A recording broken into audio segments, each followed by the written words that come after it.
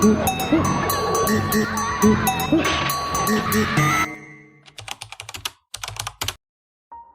are stories we tell to entertain, stories we tell to teach, and stories we bury, hoping they'll never see the light of day. Shoujo Tsubaki is one such story, a tale so dark, so horrifying that it was banned not only across the world, but even in its own birthplace, Japan. Welcome to the world of Midori, where innocence is shattered, humanity is tested, and the line between art and atrocity blurs beyond recognition. Before the age of manga and anime, Japanese storytellers relied on kamishibai, traveling performers who captivated audiences with dramatic tales of tragedy and horror. Among their stories was Shoujo Tsubaki, or the Camellia girl, the tale of a young girl's devastating fall from innocence.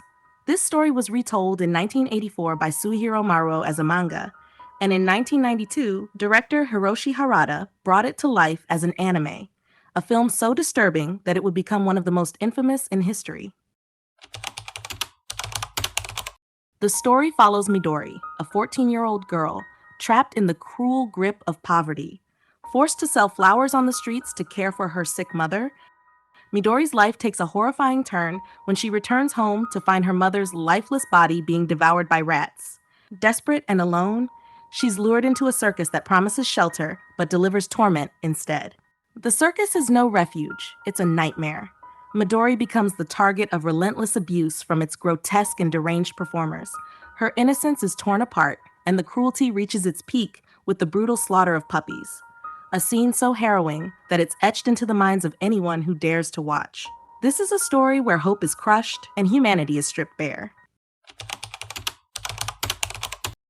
Upon its release, Tsubaki was met with outrage. Nations across the globe banned it for its graphic depictions of violence, abuse, and despair. Even Japan, a country that often pushes the boundaries of artistic freedom, deemed it too extreme. The anime vanished from the public eye, its physical copies becoming rare and forbidden artifacts.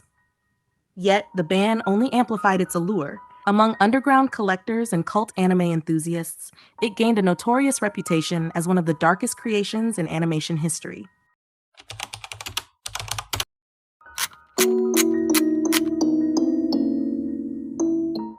Hiroshi Harada, the man who directed this nightmare, poured his very soul into the project.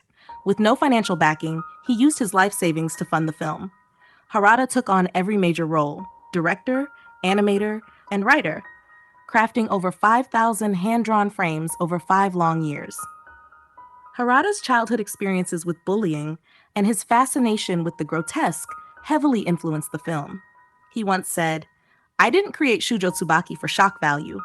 I made it to confront the darkest aspects of human nature and to give a voice to those who suffer. But in doing so, he created an experience that many argue is too much for anyone to endure."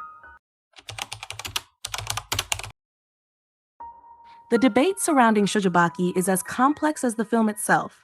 Is it a brave artistic statement confronting society's ugliest truths, or is it a gratuitous spectacle of human suffering meant to shock and disturb?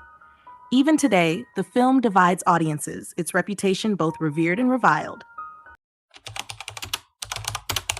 Though banned and shrouded in controversy, Shoujo Tsubaki has left an indelible mark on the world of anime. It is not just a film, it is a test of how far art can go and how much darkness an audience can endure. For those who seek it out, Shoujo Tsubaki is more than a story.